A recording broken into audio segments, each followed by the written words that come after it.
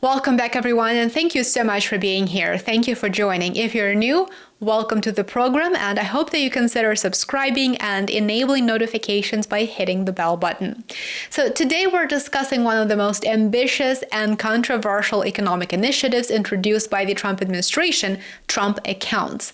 Treasury Secretary Scott Bessent has described the program as, quote, perhaps the most groundbreaking policy innovation of modern times. He has also summed up its philosophy in 4 words, quote, every American a shareholder, and needless to say, those are very bold claims. So what exactly are Trump accounts? How do they work? Why does the administration believe that they could transform wealth creation in America? And why have critics questioned whether they could eventually reshape the country's retirement system? So let's take a closer look. At its core, Trump accounts are designed to give every eligible child in the United States a financial head start. Under the program, each eligible newborn receives a $1,000 federally funded investment account shortly after birth. Rather than providing cash that is immediately spent, the money is invested in financial markets with the goal of growing over time through compound returns. The government's initial contribution is only the beginning in this case. Parents, grandparents, relatives, employers, and charitable organizations as well can contribute to the account over the child's lifetime. Now, that is going to be subject to annual contribution limits, which we will discuss in a second. The funds are intended to remain invested for many years, and withdrawals generally are going to be restricted until adulthood. The administration believes that beginning the investment process at birth gives every child something that many Americans never have, which is the opportunity to benefit from decades of compound growth. Scott Bessent argues that the program reflects an important reality about the modern American economy.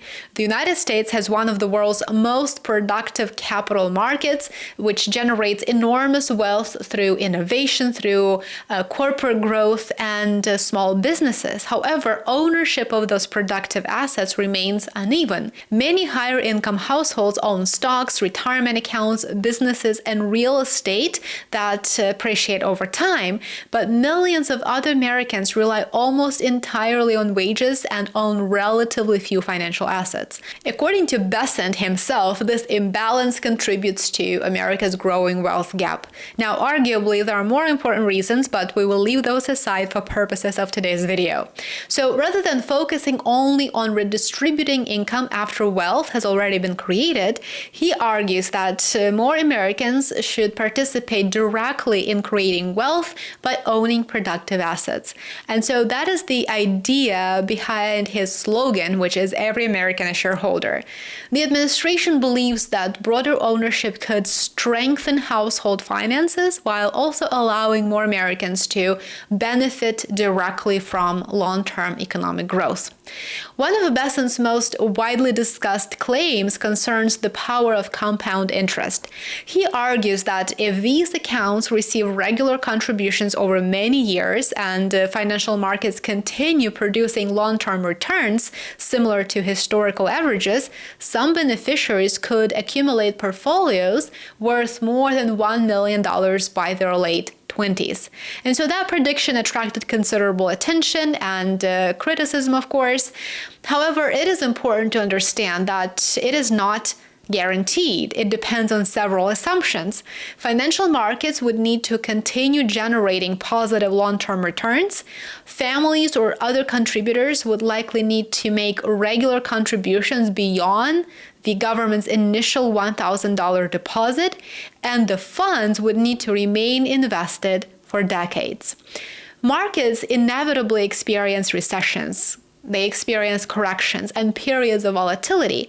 Future returns may differ substantially from historical performance.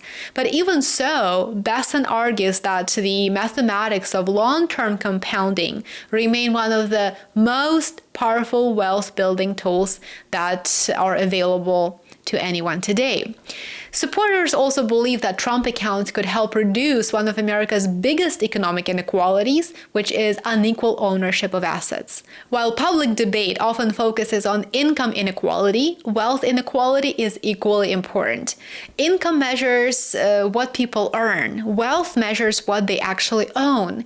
Households with financial assets such as stocks and retirement portfolios benefit when markets rise.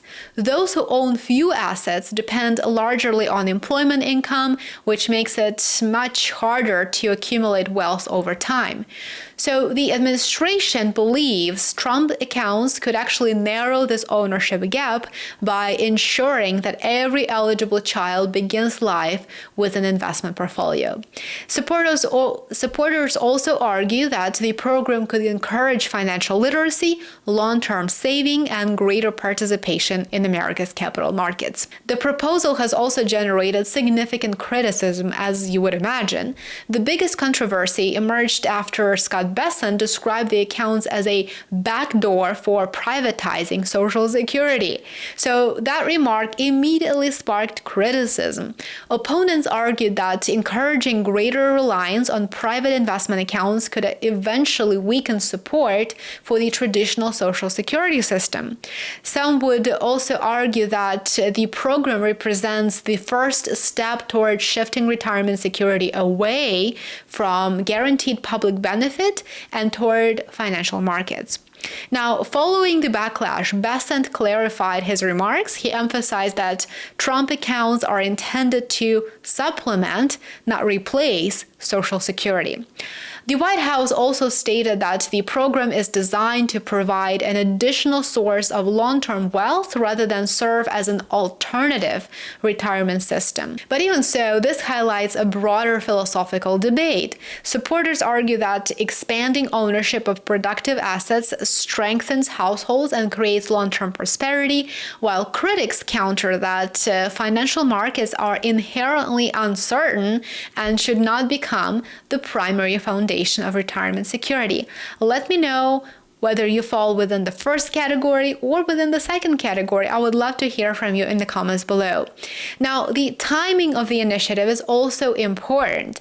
Trump accounts are being introduced during a period of high federal debt, persistent budget deficits, and growing concerns about the financial future of younger Americans.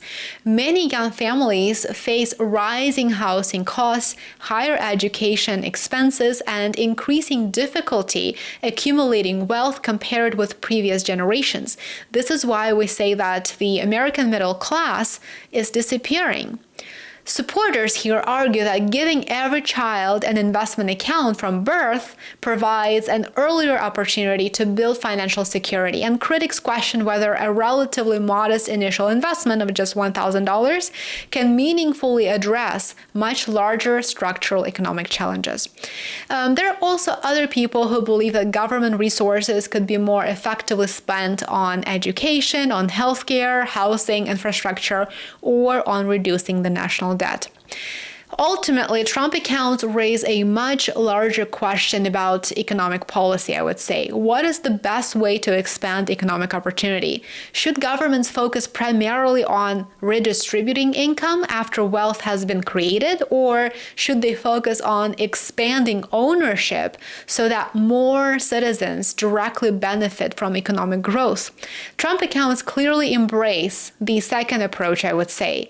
Rather than emphasizing redistribution alone, they seek to broaden ownership of productive capital. Whether the program ultimately succeeds will depend on participation rates, of course, on additional private contributions, on long-term market performance, and future political support. But for investors, for parents, and for policymakers, Trump accounts represent one of the most significant experiments in American wealth building policy in decades. If participation is is widespread and markets continue delivering solid long-term returns, the program could gradually expand household ownership of financial assets and reshape how future generations build wealth. But if participation remains limited or investment returns fall short of expectations, the program may prove less transformative than its supporters anticipate. Either way, the initiative has already sparked an important national debate about ownership, about investment, inequality, of course, also about retirement security and the role of government in promoting long-term prosperity. As Scott Besson has made clear, his vision is simple: every American a shareholder. Whether that vision ultimately changes the American economy remains to be seen, but it is certain to remain one of the most closely watched economic experiments of the coming years. Thank you so much for watching. If you found this analysis informative, please like this video, subscribe to the channel, and share it with others interested in economics, in finance, and also in geopolitics.